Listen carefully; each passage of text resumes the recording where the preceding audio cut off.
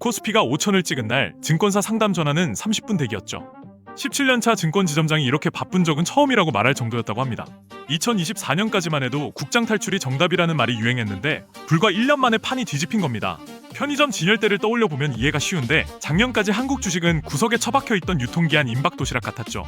미국 주식이라는 신상 샌드위치가 메인 진열대를 차지하고 있었습니다. 그런데 어느 순간부터 그 도시락 앞에 줄이 서기 시작했어요. 가격표를 다시 보니 터무니없이 싼 겁니다. 두 명의 투자 전문가가 나란히 앉아서 2026년 시장을 분석했는데 재미있는 건 의견이 갈리는 지점이었죠. 한 명은 실적 장세를 강조했어요. 회사들이 진짜로 돈을 벌기 시작했다는 얘기입니다. 다른 한 명은 여기에 유동성 장세까지 겹쳤다고 봤죠. 정부가 수도꼭지를 확 튼 겁니다. 실적 장세라는 건 뭘까요? 빵집으로 치면 빵이 정말 맛있어서 손님이 몰리는 상황입니다. 유동성 장세는 빵집 앞 광장에 사람들이 바글바글 모여있는 상태죠. 빵이 맛있든 말든 일단 사람이 많으니까 장사가 되는 겁니다. 한국 증시는 지금 두 가지가 동시에 터졌다는 분석이었어요. 코스피 5천 돌파가 쉬웠을 리 없죠.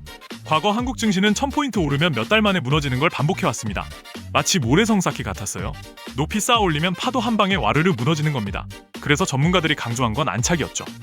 올라가는 것보다 중요한 건 버티는 겁니다.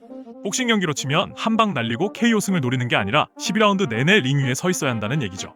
그러려면 뭐가 필요할까요?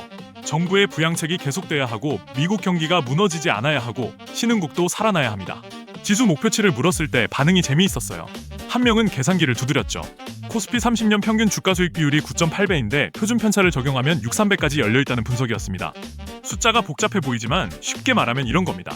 편의점에서 삼각김밥이 평소 1,500원인데 지금 1,200원이에요. 역사적으로 봤을 때 2,000원까지도 팔렸던 적이 있다는 얘기죠. 다른 한 명은 숫자를 안 불렀어요. 아무도 가보지 않은 길이라는 표현을 썼죠. 목표치를 말하는 순간 천장을 가두는 것 같다고 했습니다. 대신 섹터와 종목에 집중해야 할 때라고 강조했어요. 환율 얘기가 나왔을 때 분위기가 달라졌죠. 작년 환율 상승은 달러가 강해서가 아니었습니다. 달러는 오히려 약했어요. 그런데 원화는 더 약했던 겁니다. 마치 100m 달리기에서 1등이 12초를 뛰었는데 꼴등이 15초를 뛴 상황이죠. 1등이 빨라서가 아니라 꼴등이 너무 느렸던 겁니다. 왜 그랬을까요? 돈이 밖으로 빠져나갔기 때문입니다. 개인 투자자들이 해외 주식을 샀고 연기금도 마찬가지였고 기업들도 해외 투자를 늘렸죠. 정부가 이걸 막으려고 달러 예금 금리를 확 깎아버렸어요. 4월부터는 세계 채권 지수에 편입되면서 돈이 다시 들어올 거라는 전망도 나왔습니다. 한 전문가는 하반기에 1,400원을 깰 거라고 봤죠. 반도체 수출이 터지고 있고 경상수지 흑자가 쌓이고 있고 일본도 엔화 약세를 부담스러워하기 시작했다는 겁니다. 환율과 주가의 관계도 바뀌고 있다는 분석이 흥미로웠어요. 과거엔 환율이 오르면 주가가 내렸는데 요즘은 그 상관관계가 약해지고 있다는 겁니다. 이제 진짜 전쟁터로 들어가 볼까요? 섹터별 전망입니다. 반도체는 두 사람 모두 원픽이었어요. 이유는 간단했죠. 공급이 딸립니다. 빅테크 기업들이 데이터 센터에 미친 듯이 돈을 쏟아붓고 있는데 메모리가 모자란 겁니다. 엔비디아 젠슨 황이 왜 서울 삼성동에서 깐부치킨을 먹었겠어요? 관광 온 게 아닙니다. AI 사이클이 어디까지 갈지 아무도 모르는 상황이죠. 전문가 한 명이 이런 표현을 썼어요. 우리 상상을 초월할 정도로 커지고 있다. 메타, 구글, 마이크로소프트가 자본 지출을 늘릴 때마다 시장에선 우려가 나옵니다. 너무 많이 투자하는 거 아니냐고요. 그런데 그들은 계속 늘리고 있어요. 여기서 핵심은 시점입니다. 삼성전자 주가가 언제부터 올랐을까요? 2년 전부터라고 느껴지지만 실제로는 9월부터였죠. 겨우 5개월 지났습니다. 과거 주도주의 유효기간이 평균 18개월이라는 데이터가 있어요. 아직 13개월이나 남았다는 계산이 나오죠. 삼성전자와 SK하이닉스의 2026년 생산부는 이미 다 팔렸습니다. 오버부킹 상태예요. 편의점 김밥이 아침 9시에 동났는데 저녁 6시까지 계속 주문이 들어오는 겁니다. 평택 사공장이 가동되는 건 2027년 1월과 5월이에요. 그 전까지는 물건이 없습니다. 바이오 섹터에서 의견이 갈렸죠. 한 명은 최소 20에서 30년 투자할 생각이라고 했어요. 2015년 한미약품 라이선스 아웃 이후 10년이 지났는데 이제야 숫자로 보여주는 기업들이 나온다는 겁니다. 삼성 바이오로직스와 셀트리온이 매 분기 실적을 터뜨리고 있죠. 한국이 신약 개발로 세계를 리드하긴 어렵습니다. 하지만 제조는 다르죠. 반도체가 그랬던 것처럼요. 애플과 엔비디아가 설계하지만 삼성과 TSMC가 만드는 구조입니다. 바이오도 똑같은 길을 갈 거라는 전망이었어요. 로봇 섹터는 완전히 갈렸습니다.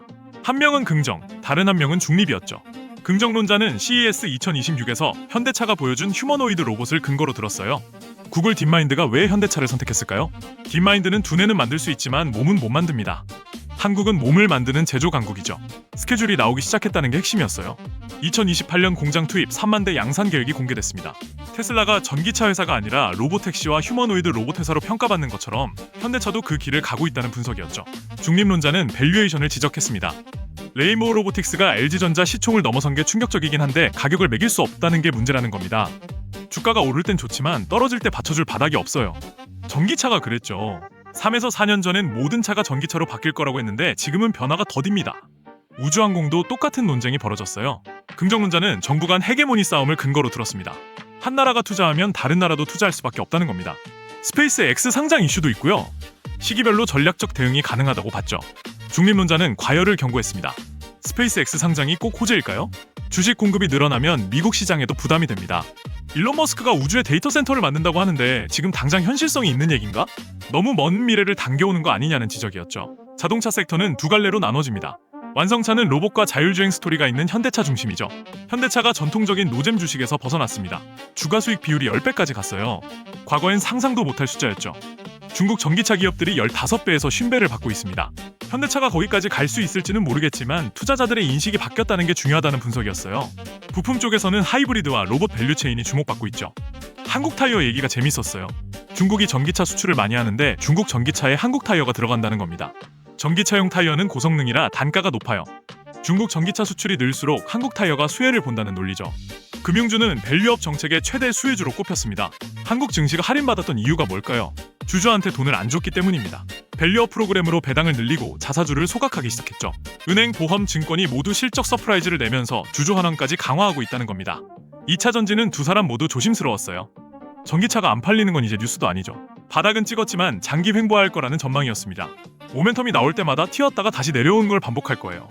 ESS는 다릅니다. 데이터 센터의 전력 변동을 잡아주는 역할이 필요한데 에너지 저장 장치가 그 자리를 차지할 수 있다는 겁니다. 트럼프가 빅테크에 전기 알아서 만들어라고 했죠. 자체 발전하려면 에너지 저장도 필수예요. 중국 CATL은 못 들어가니까 삼성 SDI 같은 한국 기업한테 기회가 온다는 분석이었습니다. 전력 얘기가 나왔을 때 한 전문가가 폭탄을 던졌어요. 반도체 공장을 돌리려면 전기가 필요한데 용인 반도체 클러스터에 15에서 16 GW가 필요하다는 겁니다. 원전은 지역 반대도 있고 10년 걸려요. 풍력, 태양광은 더 힘들죠. 호남에서 송전하는 것도 비효율적입니다. 결국 LNG 발전소와 열병합 발전소밖에 답이 없다는 분석이었어요. 두산 에너빌리티가 일론 머스크의 XAI에 가스터빈을 수주받았죠. 원래 강자였던 지멘스는 4에서 6년치가 이미 찼습니다. 가스터빈이 품절 대란인 겁니다. 2025년 12월 10일 이재명 대통령이 반도체와 AI 육성 토론회를 열었어요. 삼성전자 정영현 부회장과 SK하이닉스 광노정 사장이 참석했죠. 거기서 전력 문제가 집중적으로 논의됐습니다. 현실적으로 빠르게 전력을 확보할 방법은 LNG와 열병합뿐이라는 결론이었어요. 지금 관련 기업들은 재미없습니다. 밸류에이션도 낮고 아무도 안 보죠. 하지만 올해 분명히 대두될 거라는 전망이 나왔어요. 내수주 얘기도 재미있었습니다. 호텔과 백화점이요? 포트폴리오 다변화 차원에서 2에서 30% 정도는 안정적인 섹터에 넣어야 한다는 겁니다. 2월에 시장이 흔들렸을 때 반도체가 빠지는 동안 내수주가 급등했죠. 중국 춘절 연휴에 관광객이 몰리고 서울호텔은 공급 부족 상태입니다. 외국인들이 면세점 대신 백화점으로 가고 있어요. 올해 외국인 방문객이 2천만 명 넘을 거라는 예상도 나왔죠. 쇼티지가 나면 가격이 오르고 실적이 좋아집니다. 반도체 논리랑 똑같아요. 종목 탑3을 물었을 때 한 전문가가 시원하게 불렀습니다. 이원, 삼성전자, SK하이닉스, 셀트리온, 유한양행, HM파마였죠. HM파마는 마이크로바이옴 글로벌 2위 기업입니다. 같은 약을 먹어도 누구는 효과가 있고 누구는 없잖아요. 장내 미생물이 약을 활성화시키기 때문이에요. 이 데이터를 미국 연구기관보다 많이 가지고 있다는 겁니다. 아메이와 20년 쌍방 독점 계약을 맺었고 매출이 매년 2배씩 늘고 있죠. AI 헬스케어의 인풋 기반이 될 거라는 전망이었습니다. 유한양행은 렉나자 병용 임상 데이터가 핵심이에요. 경쟁약인 아스트라제네카 타그리소를 1년 넘게 뛰어넘는 생존율을 보이고 있는데 아직 중간 생존 데이터를 발표하지 않았습니다. 환자들이 아직 건강하게 살아있다는 뜻이죠. 5년 넘게 생존한다는 건 암과 함께 사는 수준입니다. MOS가 나오지 않아서 시장이 재미없어 하지만 그게 오히려 약효가 강하다는 증거라는 분석이었어요. 17년차 증권 지점장이 말했죠. 죽더라도 반도체에서 죽어야 합니다. 삼성전자와 하이닉스 2026년 생산분이 풀부킹됐고 2027년 중반까지 증설분이 없는데 평택 5공장과 용인 클러스터 투자는 당겨지고 있다는 겁니다. 시장이 예상하는 것보다 쇼티지가 강하고 오래 갈 거라는 얘기죠. 주가가 많이 올라서 불안한 사람들이 많을 겁니다. 삼성전자가 3배 올랐으니까요. 그런데 주가 수익 비율을 보면 7배예요. SK하이닉스는 5에서 6배고요. 이렇게 올랐는데도 역사적으로 싸다는 겁니다. 밸류에이션으로 이길 수 있는 종목이 없어요. 그래서 위를 열어두고 봐야 한다는 전망이었죠. 언젠가 사이클은 끝나겠지만 지금은 아니라는 겁니다. 변동성은 있을 겁니다. 2월에도 한번 흔들렸잖아요. 그때마다 포트폴리오 다변화가 중요하죠. 주도주의 70에서 80% 집중하되 나머지 20에서 30%는 내수나 안정적인 섹터로 해지하는 겁니다. 5,000포인트를 지켜내는 게 올라가는 것보다 중요하다고 했습니다. 과거에 몇 번이나 무너졌으니까요. 정부의 부양책이 계속돼야 하고 미국 경기가 버텨야 하고 신흥국도 살아나야 안착할 수 있다는 겁니다. 섹터별로 의견이 갈린 지점들이 흥미로웠죠. 로봇과 우주항공에서 긍정과 중립이 나뉘었고 2차 전지는 둘 다 조심스러웠어요. 반도체와 금융은 합의였고요. 결국 두 가지를 기억하면 됩니다. 첫째, 반도체 사이클은 아직 안 끝났다. 둘째, 밸류업 정책으로 한국 증시의 체질이 바뀌고 있다.